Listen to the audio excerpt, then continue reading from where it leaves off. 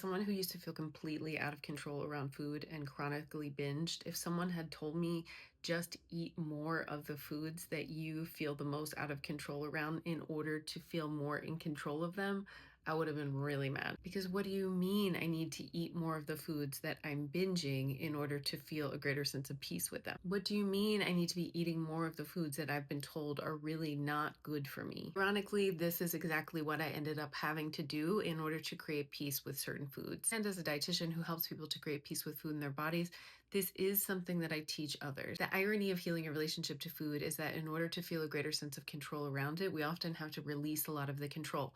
But we don't do this overnight. Don't get me wrong. Just because I'm saying you need to release some of the control doesn't mean that we release it all at once. There is a specific method and way we go about doing this to slowly get to a place where you have more and more exposure with the food. Because trust me, if there are years of fear around food and our culture supports that fear that you might have, going from restricting it to completely giving yourself unconditional permission to eat it is usually too much. So if you're feeling angry around this advice when someone says, you need to eat it more, you need to give yourself permission, that makes a lot of sense. I would have been too. It is possible to create a peaceful relationship with specific foods and food generally over time through intentional exposure and permission.